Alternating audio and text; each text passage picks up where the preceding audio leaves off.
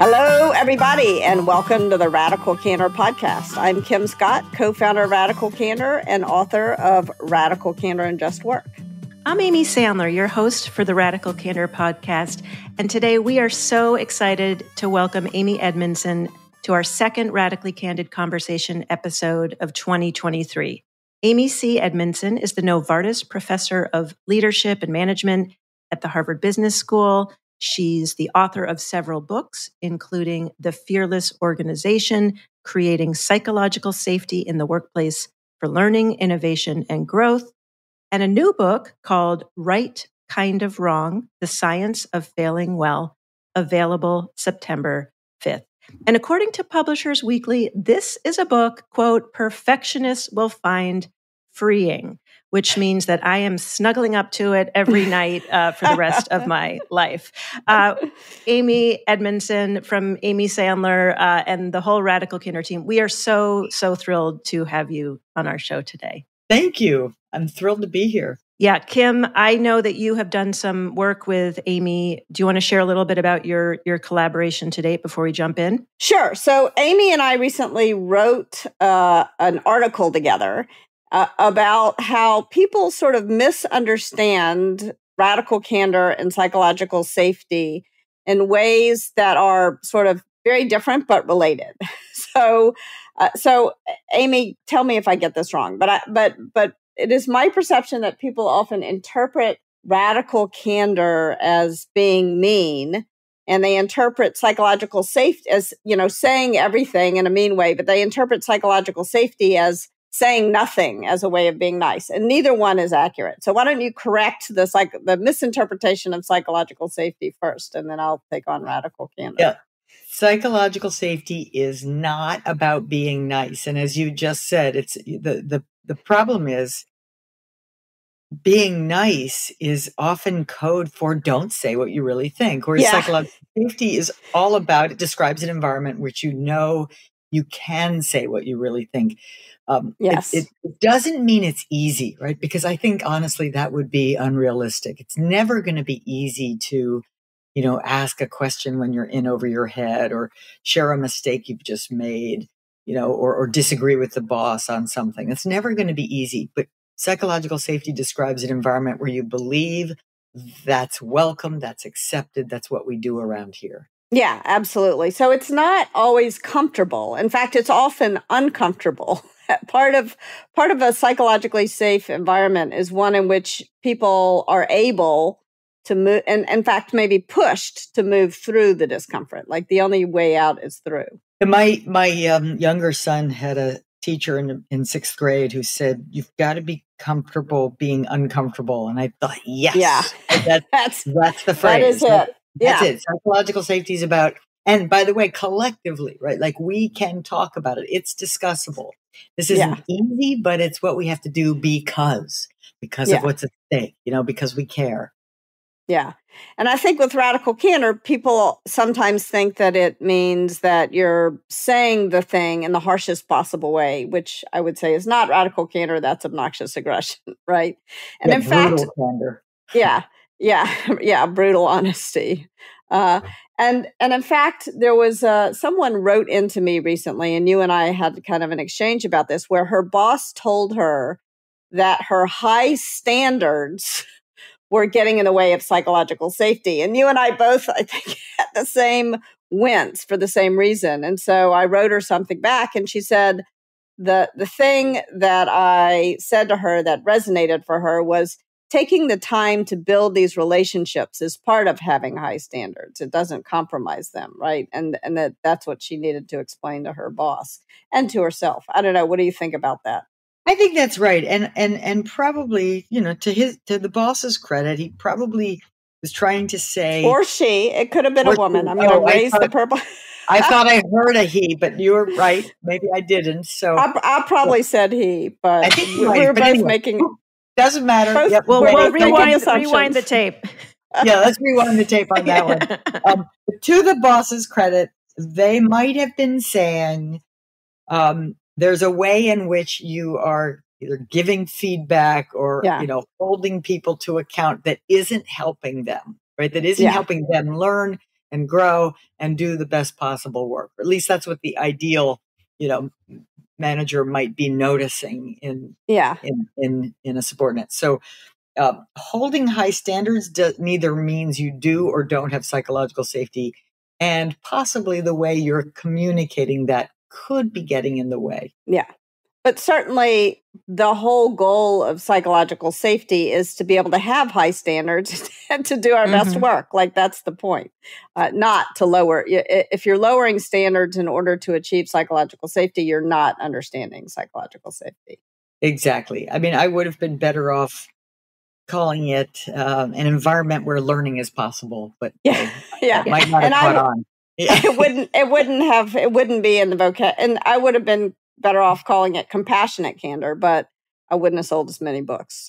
So here we are talking about an environment where learning is possible and compassionate candor, aka psychological safety, radical candor. Before we move on to your new book, Amy, I wanted to hear in your own words a quote I found really interesting about psychological safety, that it's felt permission for candor.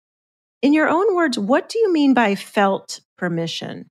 It's a wonderful question. And this was something I sort of came to over the years in trying to convey, what I mean and what I don't mean by this notion of psychological safety.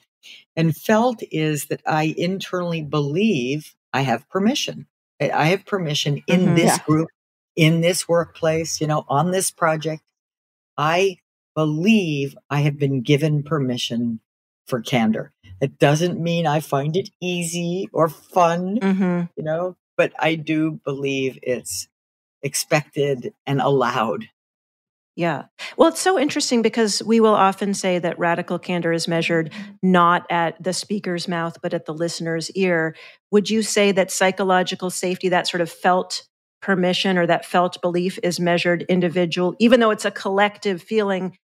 I might feel psychological safety in one group, but you might not. Yes. I think that's a really important point. It is experienced as an individual, but it is an individual's sizing up of the context. And it is absolutely possible, in fact, probable, that different people in the same context will have different perceptions of how safe it is to speak up. And in a large enough data set, we will find far more consistent within a group, perceptions to be more consistent within a group and different between groups. So in other words, we could, the three of us could have real differences, but we're probably going to be more similar to each other than some random other group. Yeah. And I think the thing that's so interesting about felt is that it kind of puts the onus on the leaders to prove that people can feel a particular way, and that everyone, not just some people, can feel psychologically safe. Because very often there's going to be discrepancies depending on who you are, whether you feel psychologically safe in the same group. And I think that can be bewildering to leaders until they realize it's their job to prove that it's safe to everyone. I think that's right. And that also, the way you just put that makes it clear that it's a kind of emergent property of a group, but it's both, it's created by the sense makers and by the behaviors that especially a manager or a team leader, but behaviors that everybody is exhibiting. It's kind of co-created and co-perceived, but there will be differences. And one of the things that has most sort of shifted in my thinking about psychological safety over the past few years is this exact issue, which is that you can't just dismiss the differences that people from different groups. I used to sort of say, well, statistically we're close enough, but no. I mean, I think the last few years has really made clear that there can be systematic differences based on your background, your identity group, and the kinds of experiences that you have had in your own personal history. Yeah. Mm-hmm. What one of the things this is bringing up for me is one of my favorite set of cases at Harvard Business School was about Johnson & Johnson and the Credo. And the original Credo read, I'm going to mar the language. I haven't memorized it, but basically there will be a system for employees to file complaints or basically a system for whistleblowing if there's ever a safety. And then they changed it to employees should feel comfortable telling us, and unless you build, and of course they didn't. And then there were some problems. It's really interesting. Like as a leader, it's your job to build the systems that reward, people for saying the thing that's hard to say. I sure wonder why they changed it, because it would seem, if anything, you'd expect an evolution to go in the other direction. Because I think leaders didn't like the whistleblowing. I think the more we know about the psychology of voice, the more we realize you need systems in place to help, to enable. Yeah. Well, that's a wonderful segue into your newest book, Amy E., Right Kind of Wrong. And you explore another often misunderstood topic, which is failure, and also the systems that might contribute to failure. And this one is near and dear to my heart. And the question is, why is learning to fail well so important? Learning to fail well is important because we live in an uncertain, complex world where, the future will be fraught with new challenges, new opportunities that will not announce themselves with instruction manuals. We will have to stumble and trip in order to discover them, as we always have. But I think, if anything, that need is greater than ever. So we all have to learn how to be comfortable with failing, especially failing forward, those sort of wrong paths taken in an earnest effort to find the right path. Yeah, I think that is so well said. It reminds me, I had a mentor once who said that there can be a thin line between success and failure. And as it turns out, there's also, you can succeed or fail at failure. And the more we're able to learn by doing, to learn by making mistakes, especially in a world that is changing all the time, I think the more successful we'll be. Yes, and I think there are two big, very different ways to fail at failure. And in one way is to not do your homework, right? To not do the background work or the failure proofing that could have been done to prevent certain kinds of preventable failures. And the other kind, which is totally different, is to fail to take enough risks to experience, as one must for, a full and adventurous life, all of the things that can go wrong in new territory. Yeah, if you're not failing often enough, then you're not trying enough new things. Right. Exactly.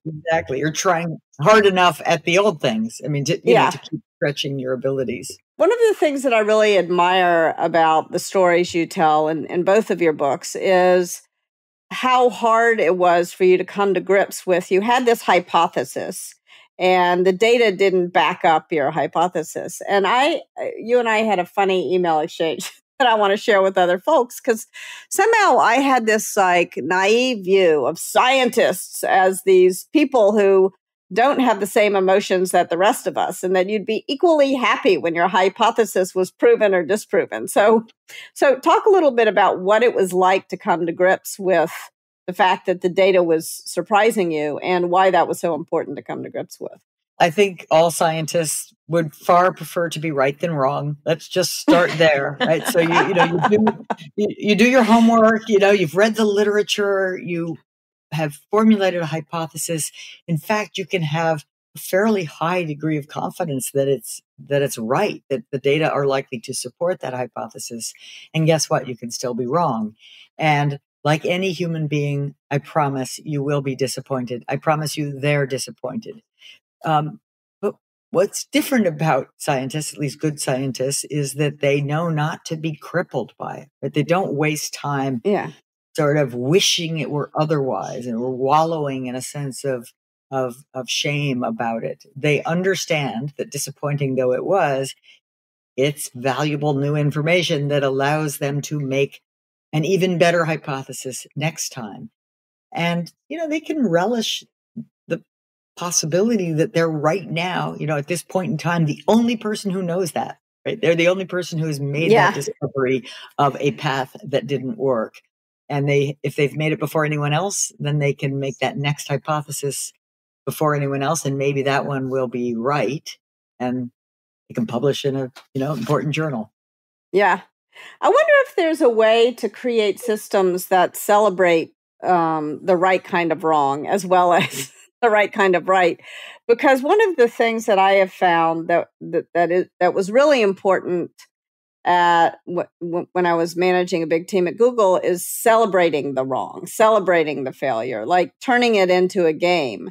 And obviously, you don't want to celebrate, sloppy mistakes, but helping people not just get comfortable with failure, but get rewarded for the right kinds of failures was, I think, really important to creating that idealized state that, not that I created it, but to taking a step in the direction of that idealized state where people are just happy to know the truth. And if they're right or they're wrong, either way, they win because they learned something.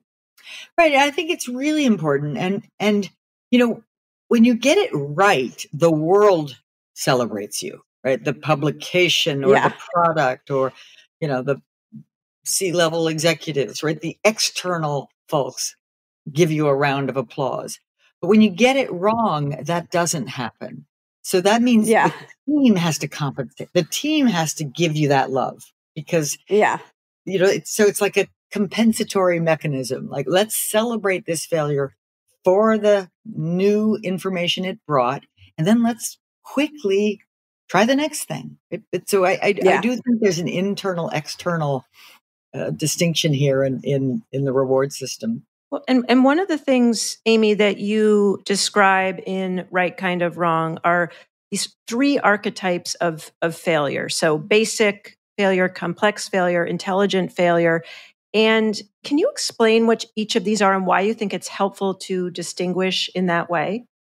Well, I think it's helpful to distinguish them because without good distinctions, then people have this kind of double speak going on where people are saying, yeah, failure is good, they know, well, wait a minute, it's not good to be sloppy, or it's not good to, hurt people when you didn't have to, right? And they're right. So I think the distinctions, which are, of course, cognitive or intellectual, are step one toward helping us actually embrace the good kind, the right kind of wrong. So, and the right kind of wrong is the intelligent failure. And the definitional criteria that I offer are that it takes place in new territory. But there's just no way to get the answer other than by trying something, by experimenting. It's in pursuit of a goal that seems worthwhile to you, whether that's, a new drug or new technology or a life partner, right? It's a goal. And you've done enough homework to have a reasonable hypothesis. You don't just act randomly. You're testing some thought about this might work. And finally, it's as small as possible, right? It's not wasting resources unnecessarily. It's the right size with which to learn. And then I do say there's a bonus criterion, which is you take the time to learn from it. Then that makes it intelligent. And so you could just say, Amy, you just described discoveries. That's right. I did. It's a discovery, kind of a negative discovery rather than a positive discovery. But that's okay. It's a discovery. So we can see why it's valuable, and, we got to learn to love it. And does that actually relate to what you were just sharing about that scientific mindset of we learned, I'm the only one who knows now what doesn't work for this example? Yeah. Right. So even in your life, you might pick up a new sport or make a new friend, and you're learning. It's not new to the world, but you're learning something that's important to you. And so without appreciating how that really is valuable knowledge to your life, to your job, to your project, that you couldn't have gotten any other way, but trying something, then you're, it's easier to be okay with it. And then the other two, basic and complex, are different in every way, but they're also different in that I think there's really no occasion I can think of where you should be happy about either kind, right? Some of them aren't very important, right? They could be trivial, you trip on the sidewalk, who cares, right? But a basic failure is a single cause failure, right? It's usually human error. That you made a mistake, you dropped your cell phone in the swimming pool and doesn't work anymore. It's a basic failure. And no need for celebration of that, right? It was avoidable. I mean, again, no need to beat yourself up either, right? Just pick it up, learn from it, don't do it again, move on. But like basic failures are the kinds of things that a checklist can prevent. That's the way I think about it. Yeah, actually, it's important. It's an important point because basic failures occur in known territory, right, as opposed to unknown, unfamiliar territory, which means that in order for something to be a basic failure, there has to have been existing knowledge about how to get the result you wanted, whether that's, baking cookies or remembering to plug in your phone before that important meeting, what have you, right? So it's just the knowledge existed, you followed it. Checklists can help, recipes can help, failure proofing techniques can help of all kinds. So that's the basic kind. And then the third kind, complex failures, are multi-causal. They're the failures that are caused by a number of different factors, none of which on their own would have led to the failure, but the very fact of their lining up at the same time in the wrong way led to a failure. So is Chernobyl an example of a complex failure? Yes. And Boeing 737 MAX is an example of a complex failure. A complex combination of competitive forces and incentives and geographic distance and technology and software.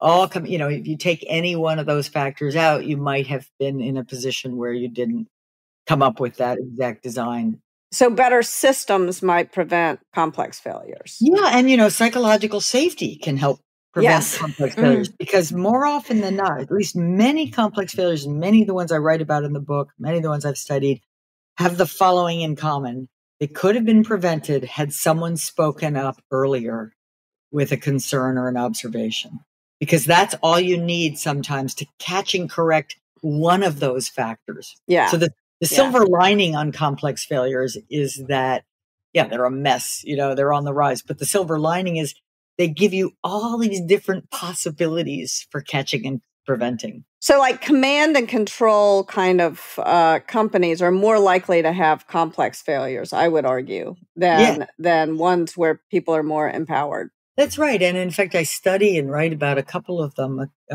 complex failure that happened at NASA in the shuttle program. The Columbia shuttle failure was really the result of a command and control type organization at that time with a very complex system that was being managed. And that's a bad combination, right? You could make an argument that command and control work for the simplest, most modular, most divide and conquer kinds of activities. But when you start having complex technology and multiple disciplines who must work together and figure things out together, it can be quite problematic. So are you saying not only would command and control environments lead to more complex failures, are they also inhibiting the intelligent failures or not celebrating the intelligent failures? Generally, because if we may be overgeneralizing, but generally command and control organizations don't have a lot of reward systems in place for the intelligent failures, the discoveries of things that don't work. In other words, it's so much better to just not take risks, right? Do what you're told, stay in your lane, you'll be fine around here. And in order to have intelligent failures, you have to have people willing to take smart risks. Do you have a story of an intelligent failure you like to share? So here's my own intelligent failure that I actually opened the book with. My hypothesis, I was part of a large study of medication errors. And my simple hypothesis was that better teams with better measured teamwork would have fewer medication errors. Makes sense, right? But what the data suggested was that the better teams had higher rates of medication error. I mean, it just was a pretty straightforward correlation, and that didn't make any sense. And so what occurred to me was that maybe there were reporting differences, sort of differences, dramatic differences even, in people's willingness to speak up about error. What this means is, I'm not sure the hypothesis was wrong, but it was unprovable. unless you had a valid measure of error rates. So I think what I discovered was getting a valid measure of error rates. When error rates rely on human beings to kind of make them known to other human beings is not an easy thing. Now, that's also obvious, Right. but what was not obvious was that you'd have some groups that had no problem doing it and other groups that had real problems doing it, right? And that's what made me start to think about psychological safety, that you could be working in the same organization but have very different norms about talking about something as fraught as mistakes. And that struck me as interesting. That failure led me into a much more interesting research question than the original question. I love that so much. And I don't know if you're able to pinpoint it or reflect on it, but when you first going back to Kim's original sort of surprise around, people's reactions to the data not necessarily panning out, when you first got the data that seemed counterintuitive, was there something that you think enabled you to posit that other possibility? That, I'm just curious if you actually kind of double click into what was happening inside you, that you actually were able to look at it from a different perspective. Well, I think I was so afraid of telling my advisor that it hadn't worked. I mean, I think I was so genuinely not psychologically safe that I just sat there like, paralyzed at first. And then I thought, okay, now let's think about this, right? Let's take a little time to think about what might really be going on, because it can't be the case that better teams, more coordination, better quality relationships are simply sloppy. I mean, I guess it's possible, but it didn't seem right to me, given the little I knew about patient care. So I think it was just that, fear of speaking up about it led me to think before speaking, which may not be the right lesson to take away. Yeah. I think it's okay. I think that was a good there's good failure and there's good fear, and there's bad failure and bad fear. True. Well, you have so many wonderful stories in the book, in Right Kind of Wrong. And there was some of the research that you were pointing to, I thought it really leapt out at me. And I thought our listeners who are really dialed into the value of feedback would love to hear your reflections on. There was a hypothesis that failure, rather than promoting learning, actually undermines it. And this idea that success feedback is more effective than failure feedback in helping people learn, because failure is threatening to our egos. And so I'm curious, what lessons from the research that you've observed that could help guide our listeners on giving and receiving feedback at work. Yes, well, this was these wonderful papers, and we can probably link to them, but that were done. This that set people up in a laboratory to do a task and then to get feedback on the task, and they would either get failure feedback or success feedback. And the failure feedback, they were told, what they got wrong, what they did wrong, and then they were given a sort of another similar task. And, it turns out they just didn't do better, right? They struggled to learn from the failure feedback, and they were happier learning from the success feedback. And the researchers hypothesized that this was, in part because of the sort of just simple aversion to failure. We don't like to fail, so then we just don't want to dig into it. Like we just really we'd rather move on and not think it through. And also a little bit about, the embarrassment of it, and that we just don't like that experience. So they did a number of experiments where they just sort of keep reproducing this inability to learn from failure. And then they did one that I think is really interesting, where they had people observe others do the same kinds of tasks. And then they were perfectly able to learn from other people's failures. So once we take the emotional, challenge out of it, then they're fine. But I don't think it's the right conclusion to say we can't learn from failure. I think the right conclusion is that it can be hard for us to learn from failure. But when we destigmatize it and try to cool down the hot emotions that it evokes by explaining, that this is sort of part of being a human being alive on this earth, is that you will experience failures. and they are, useful, and especially the right kind of wrong. The intelligent failures in new territory are precious. They're invaluable for you. So I mean, I think really the important question is, how do we help people grapple with the inherent pain of failure so that they can learn, rather than to walk away and say, people can't learn from failure? Because of course we can. Yeah, it's harder, which is why it's important to give more praise and criticism. It's why, not that managing people is like house training a dog, but like when you train a dog not to poop in your house, you're much better off saying, good job, when they go in the right place. If you rub their nose in it, they're going to poop behind the couch where you can't find it. And that's the worst of all worlds. Exactly. That's not data driven, but no. Well, I bet it is. But there is psychological finding. I mean, it's sort of robust in so many ways that bad is stronger than good. We're more upset by the bad feedback than we are happy about the good feedback. So speaking of our negativity bias, one of the things I found really interesting was how you dedicate your last chapter to this idea of, us as fallible human beings, and how we can really, I think, to what you're just sharing, how can we embrace that so we keep learning? And I personally am really touched by how both you and Kim embrace your own fallibility. You have these breakthrough books that have really changed the scope of business and beyond. And yet you both acknowledge that you could do more, or could have done more, with regard to inclusion and belonging and representation. And so I just wanted to give you a moment to just each of you share your own experiences with that type of, first of all, how might you characterize that type of failure, Amy, and then any lessons that you and Kim have on sort of what you've learned from those experiences. So one of the things that happened shortly after Radical Candor came out is I was giving a Radical Candor talk at a company in San Francisco, and the CEO of that company had been a colleague of mine for the better part of a decade, a person I like and respect enormously. And when I finished giving the talk, she pulled me aside, and she's one of too few Black women CEOs in tech or any other sector.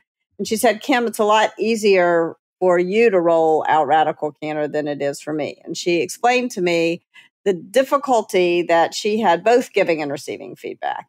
When she would offer people even the most gentle, compassionate criticism, she would get slammed with the angry Black woman stereotype. And often when she was receiving feedback, it was not really feedback, it was bias or prejudice or bullying.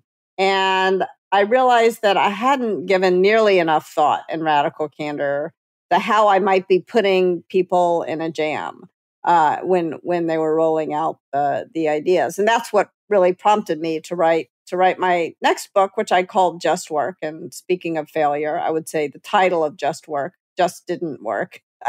And so we're going to call it Radical Respect when it comes out in paperback. So those are just a couple of examples from my experience.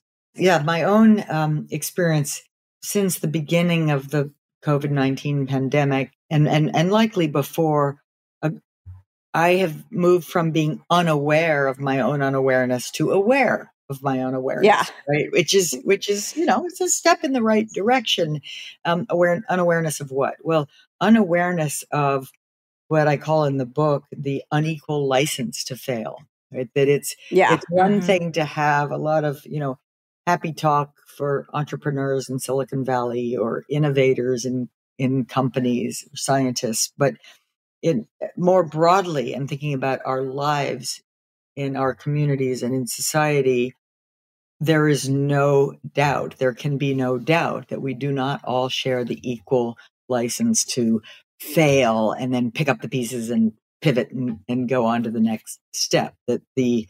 Especially as, for example, when someone is worried about their failure being something that will influence people's perceptions of their whole group. Let's say your female Black CEO is ever so much more under pressure to do well, because if she fails in her role, she knows there will not be many behind her in that role, in that sector.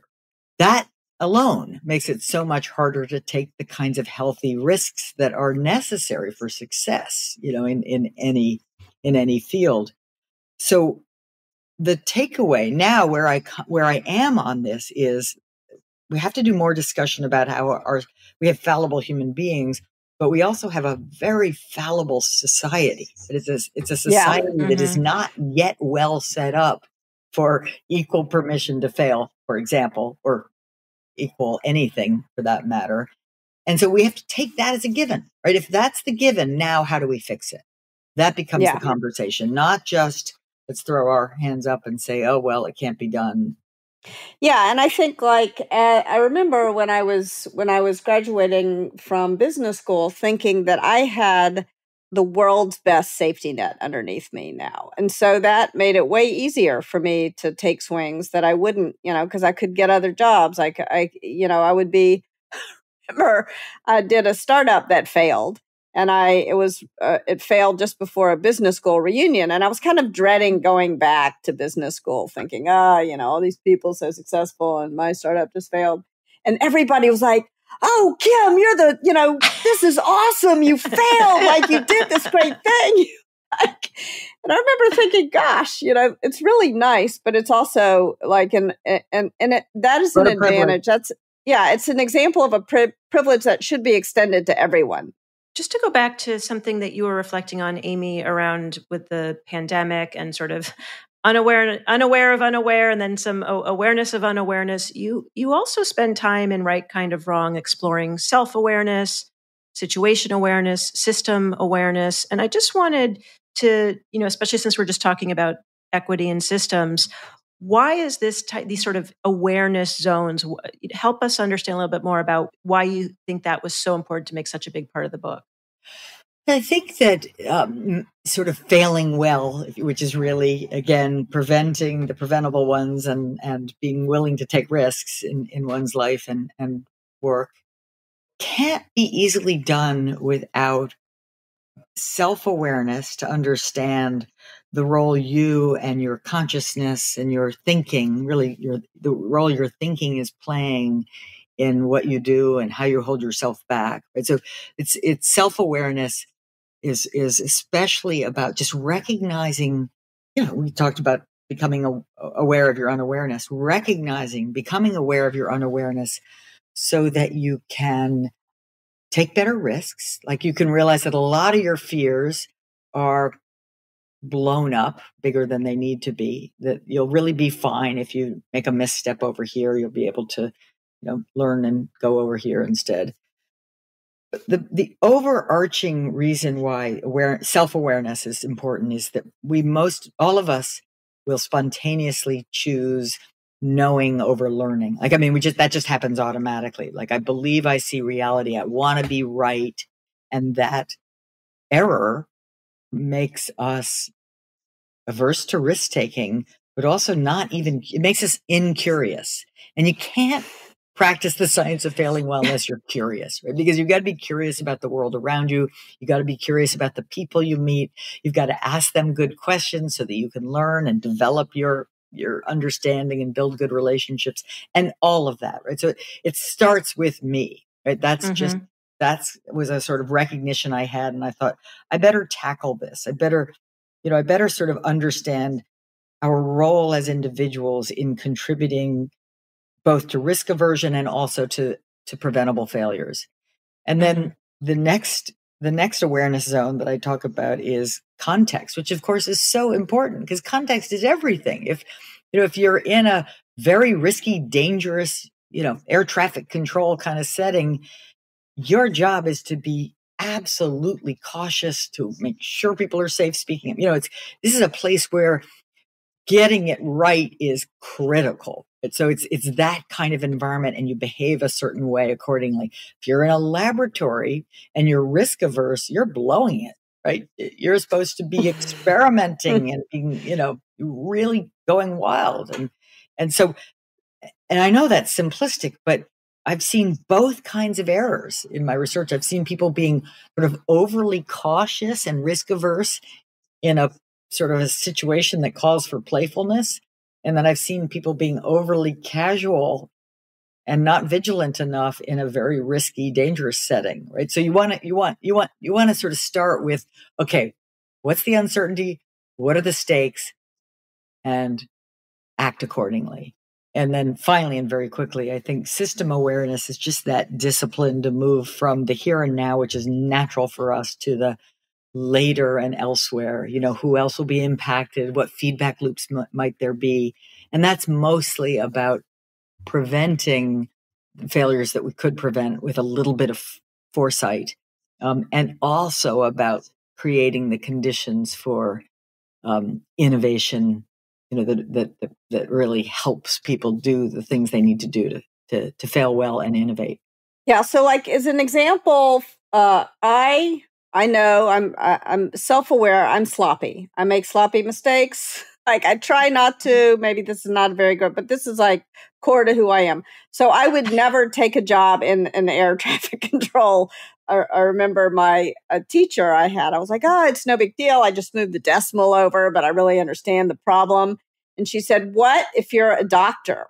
And I'm like, "Oh, I better not become a doctor because I'm going to still make that slot." Is that what you mean? Like, be aware of what the systems are. Like, I'm not going to become an airline pilot because I won't go through the checklist.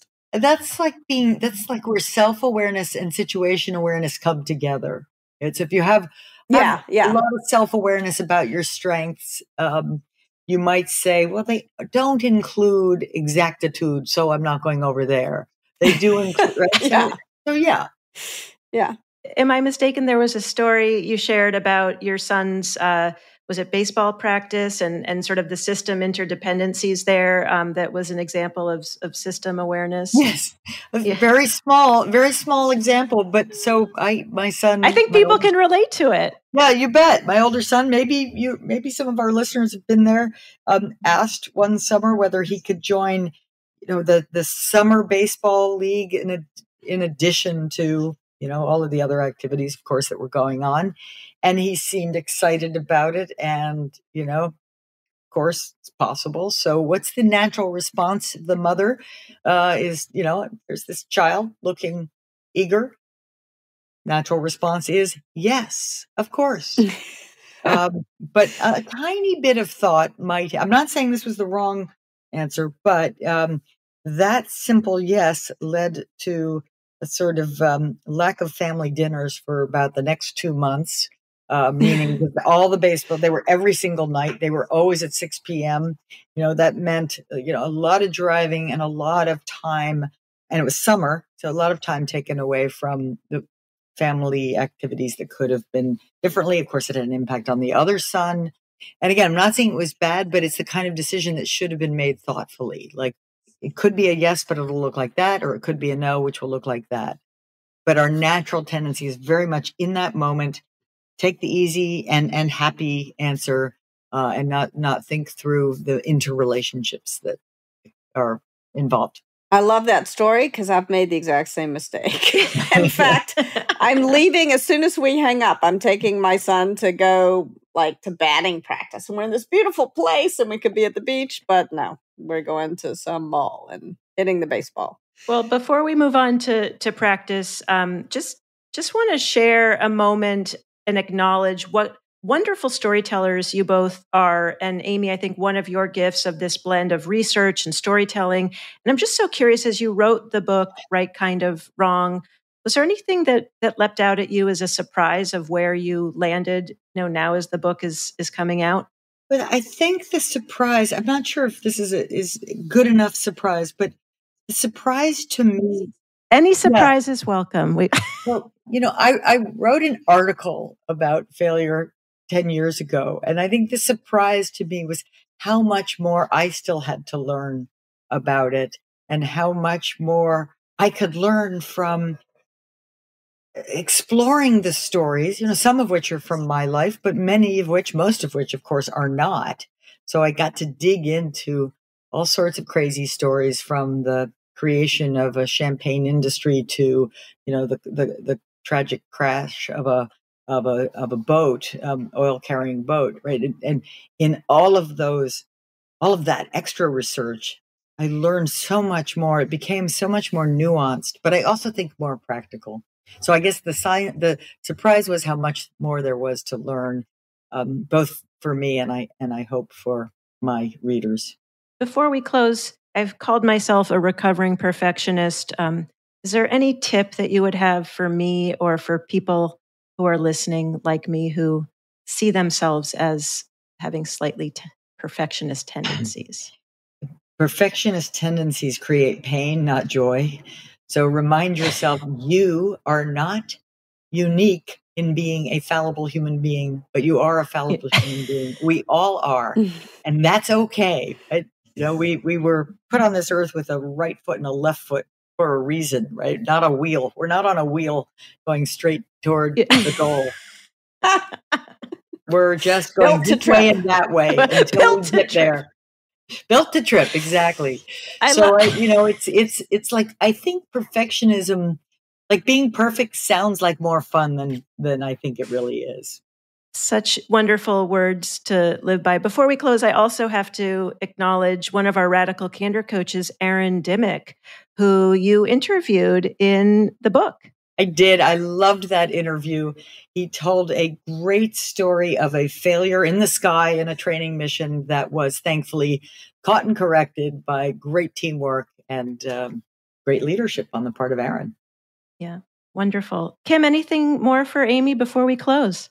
No, thank you. Just a huge thank you. I always love our conversations, and I'm so glad that we could share this conversation with all the listeners. As am I. Well, thank you also, Amy. This has been such a pleasure. And go over to radicalcandor.com/podcast for the show notes for this episode. Don't forget to order this week's, and not just this week's favorite thing, I suspect this is going to be a perennial favorite, Amy's new book, Right Kind of Wrong, The Science of Failing Well. Available everywhere books are sold. Go out and get it for your friends, get it for your boss, get it for your colleagues.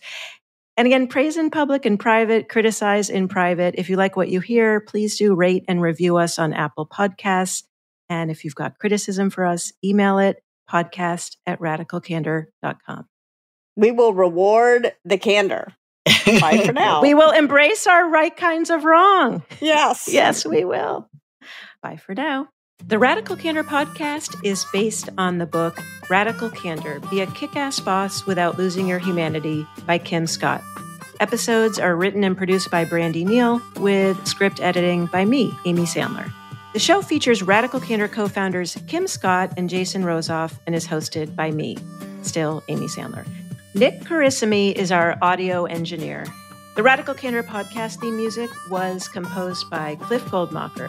Follow us on LinkedIn, Radical Candor the Company, and visit us at radicalcandor.com.